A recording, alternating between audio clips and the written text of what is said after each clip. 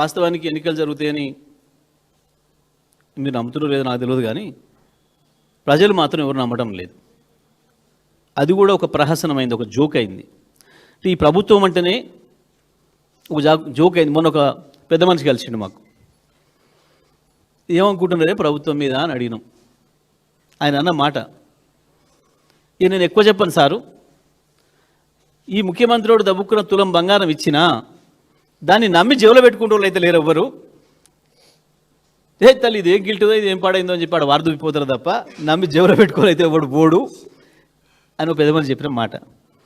అంటే ఈ ప్రభుత్వం పైన గంత విశ్వాసం ఉంది ప్రజలకి.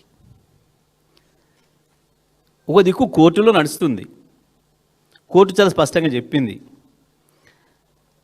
42% రిజర్వేషన్ అనేది ఇంపాసిబుల్ అనే సంగతి 1కి 10 సార్లు ఇప్పటికీ నిరూపితమైంది ఈ దేశంలో. 9th షెడ్యూల్లో చేరిస్తే తప్ప 9th షెడ్యూల్లో చేర్చడానికి కావాల్సిన ప్రయత్నాన్ని వీళ్ళు ఎక్కడ కూడా కొనసాగించలే. ఇదే ముఖ్యమంత్రి ఇప్పటికి అనేక సార్లు నాలుక మడతేసిండు. చివరికి ఢిల్లీలో అందరిని తీసుకుపోయి ఢిల్లీలో కూర్చొని 1 గంట ఈయన కూడా కూర్చొని మధ్యన లంచ్ చేసి వచ్చి నిరాహార దీక్ష కొనసాగించి ఆడ ప్రకటించి వచ్చింది ఏంటిది, మా రాహుల్ గాంధీ ప్రధానమంత్రి అయినాకనే వస్తాయి, ఎప్పటిదాకా మీరు ఆశీర్వదించుకోరు అని చెప్పొచ్చు.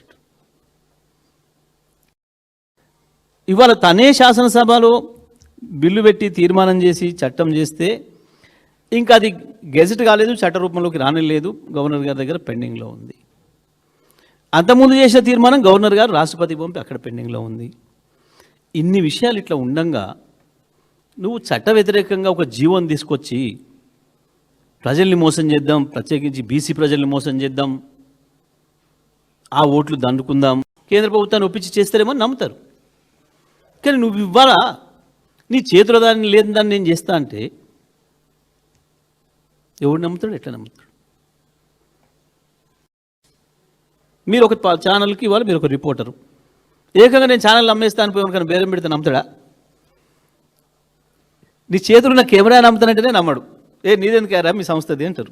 అధికారాన్ని ఉన్నట్లుగా చూపించి ప్రజల్ని నమ్మిస్తే బీసీ ప్రజల్ని మోసం చేస్తా, మొత్తం తెలంగాణ ప్రజలకు గంతలు కడతా అనుకుంటే ఇది మూర్ఖత్వం అవుతుంది.